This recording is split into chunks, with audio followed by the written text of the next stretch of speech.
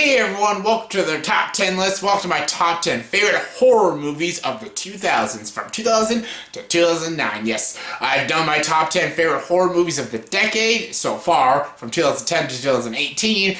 And yes, like I do with the romance films, I'm doing my top 10 favorite horror films from each decade, from the 90s, 80s, the classic era, 2000s, all that shit. You're going to hear my favorite horror films from each decade, and we're going to have a lot of fun with it. If you don't want to have fun with it, then can't help you there. But anyways, so yeah, this is my top 10 favorite horror movies of the 2000s, from 2000 to 2009. Alright, let's get to it. And for a top 10 list, you gotta have your honorable mentions. And my honorable mentions are The Descent, The Ring, 30 Days of Night, underrated by the way, Paranormal Activity, Dawn of the Dead, Scream 3, Eden Lake, I'm trying to talk, The Mist, and 28 Weeks Later. All great films, just couldn't make the top 10 list, but what did make my top 10 was my number 10. My number 10 is a fantastic foreign language horror film, and well, it's a horror thriller, but I'll count it as a horror, and that is The Orphanage.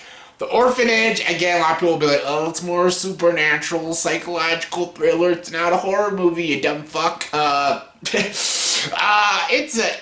count it as a horror film. I love this movie. I think this is a very beautiful, it's a slow pace, but it's very atmospheric and very deep, very clever. It's got a lot of clever themes and a lot of great messages to it, and dark messages, but it's a really messed up film. I love the story of this girl and this lady, and she's at this old place. It used to be an orphanage. Her son goes missing and stuff, and I will not spoil what happens. I won't spoil the whole ending, but there is a lot of spookiness and eeriness to the film, and it's not like, it's very subtle. Like, a lot of people will probably watch this movie just think of it as just a really boring film, and there's like, oh, there's nothing scary about this film. When you really pay attention to it and certain scenes and what happens to certain characters, it's very unsettling, and it's actually very fucking terrifying, actually. And yeah, I love this movie. I think this is a very clever, extremely well-made film, and I think it's a Spanish film, right? Don't quote me on that, but yeah, it's a really great film, and definitely one of my favorites of the 2000s. Coming in number 9 is another foreign film I didn't realize until just now, and it's a found footage foreign language horror film, and that's Wreck. Wreck is a film I had to think about. Like, I'm like, should I put Wreck on the top 10 list? Should I really? Fuck it, I will, because this is a great film. The sequels were fine, but this is a great movie. I love this movie. This is a very claustrophobic film.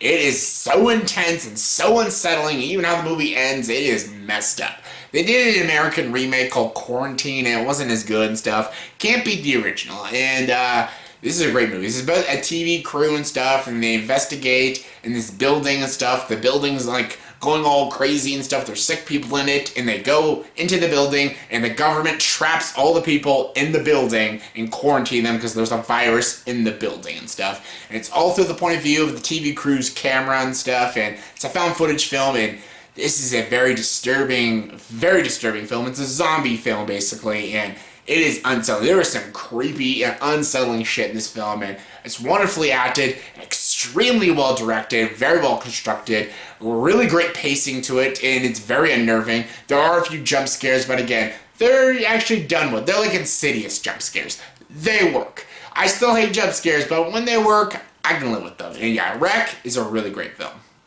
Coming in number 8 is 1408. Yes, 1408, a Stephen King adaptation. This is a great film. The more times I watch 1408, and the more times I like it. That's a lot of films. Like, some films you find they were pretty good. Like, I saw this movie in theaters. It was pretty good. But when I watched it more and more, I'm like, okay, this is a fucking great film. I don't like the DVD cut ending. I like the original theatrical cut ending. When I saw it in theaters, the original ending to the film, I think, is the better ending and a more unsettling ending. There's a lot of endings to the film. There's the one with Samuel Jackson, one with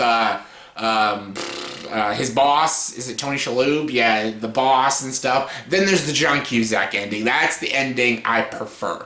But this is a great, spooky, haunted hotel movie and stuff. I love it's about this investigator. He like researches all these hotels and motels that are haunted and stuff, and he's a skeptic. He doesn't believe in ghosts and stuff, so that's why he tracks them and stuff. And When he gets into 1408, he realizes he is in for some crazy, crazy shit and stuff, and it's a really great film. I won't spoil anything, I won't spoil what happens and all the endings and stuff, but it's really freaking good. John Cusack's great, Samuel L. Jackson's great. Learning more about John Cusack's character when he's in this hotel room, it's unsettling, but it's also very sad, very emotional and stuff, very complex, very dark. Such a really well layered story, and I love this movie, and it's definitely one of my favorites.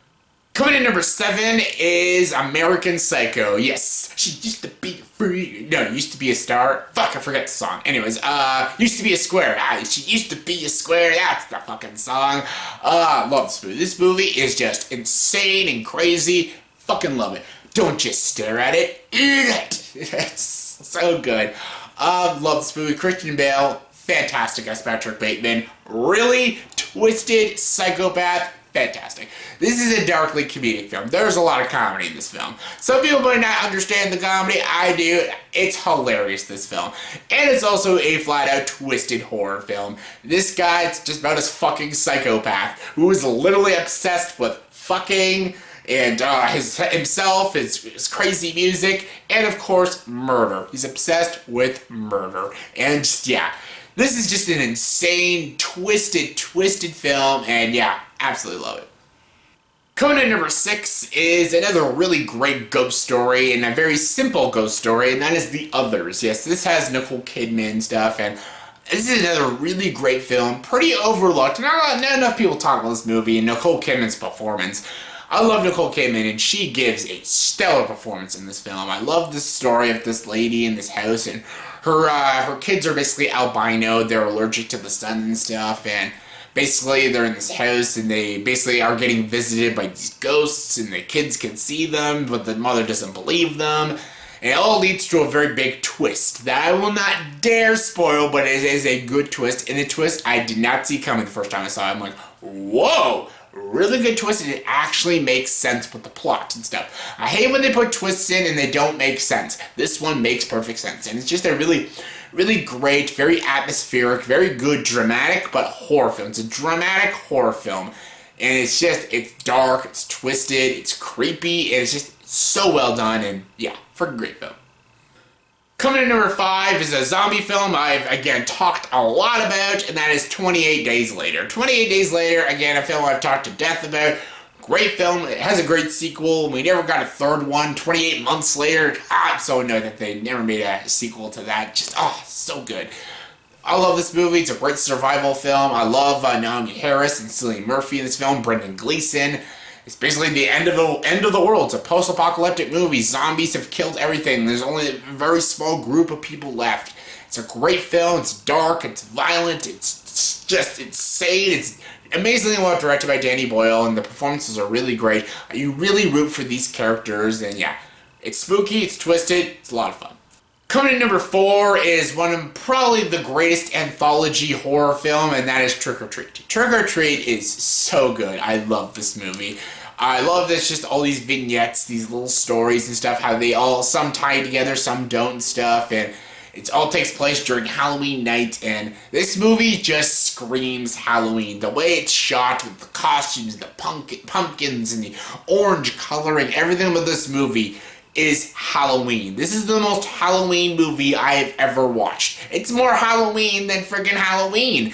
Halloween 3 Season of the Witch almost has it beat, though, because that's a pretty Halloween-y kind of film, and this is a great film. I love all the stories. My favorite stories is probably the little kids with the little girl dressed as the witch and stuff, and that's a really good story.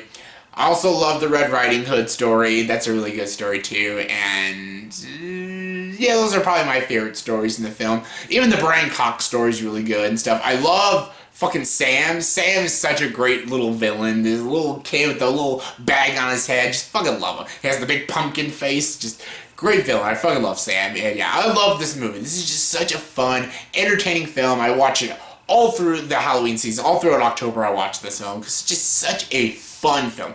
It's like one of the most fun, entertaining horror films out there. And how do you not love Trick or Treat? It's just so good. Coming in number 3 is a great Canadian horror film, and it's about werewolves. I think you'll know what it is. And that's Ginger Snaps. Ginger Snaps is really great. There's also a really good sequel. The second one's really good. Not as good as this one, but the second one's really good. Then they made like a prequel story that was kind of weird. It wasn't that great. The third one. This was a great film. Also a really great dark comedy and stuff. And it's basically these teenage girls, these sisters and stuff. And they're like the most like emo goth chicks out there. They're almost kind of like Satanists and stuff. They find death and like devils and demons and monsters and stuff. They find that fascinating and stuff. And the oldest sister, Ginger, gets bit by a wolf and stuff. And she's slowly turning into a werewolf and slowly going insane and stuff. And yeah, a lot of crazy, fucked up shit happens in this movie. It is a very twisted, dark comedy. There's a lot of funny stuff in this movie. It's dark, though. I love this movie, though. I love the performances. I love the setting it's in. And yeah, this movie was actually filmed very close to me when it was first coming out and stuff. This is a really, really well-made film. And yeah, I love Ginger Snaps. I grew up with Ginger Snaps, and still to this day, I love it.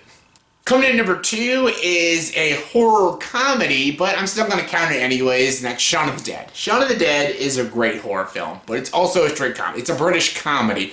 But the reason I'm putting it on this list as horror film as well is because it is a horror film too. It is a comedic film. It is straight comedy. It's a British comedy. It's hilarious, but it actually is creepy and stuff. It's a very creepy, unsettling zombie film. A lot of characters in this movie die brutally and very upsettingly. It's really dark, this film, but it's very funny too. You got red on you. You never took a shortcut before? So freaking great. I love this movie. Simon Pegg's fantastic. Nick Frost, it's really great. It's directed by Edgar Wright, one of my favorite filmmakers, and it's Shaun of the Dead. Who doesn't love Shaun of the Dead? And my number 1 favorite horror movie of the 2000s is actually my favorite foreign language horror film of all time, and that's Let the Right One In. Yes, Let the Right One In is amazing. I love The Orphanage. I love, if you count Pan's Labyrinth, I really don't count that. It's more fantasy. Or Train to Busan, like those are like a lot of my favorites, but my all-time favorite foreign language horror film is Let the Right One In. Let the Right One In is a fantastic story. This little girl and this little boy have this like romance with each other, and shit just gets crazy because he finds out she is a killing vampire. It's dark, it's brutal, wonderfully shot, wonderfully directed. How the movie ends is twisted and bleak. I won't spoil a single thing about this movie. They did a remake of it, an American remake with Chloe Grace Moretz, Let Me In. That's a really good film, but Let the Right One In is perfect. The way it is paced and directed, how it's constructed, the atmosphere, the bleakness, it's absolutely incredible. It's an absolute masterpiece, and it's hands down the best. It's hands down the best horror film I have ever seen in the 2000s. So yeah, that was my top 10 personal favorite horror films in the 2000s, from 2000 to 2009. So in the comment section below, please tell me, did you agree with this top 10 list? If not, give me you guys top 10 favorite horror films of the 2000s, 2000 to 2009. So yeah, comment below, let me know. And as always, for this video, please like, subscribe to this channel, and join the dark side.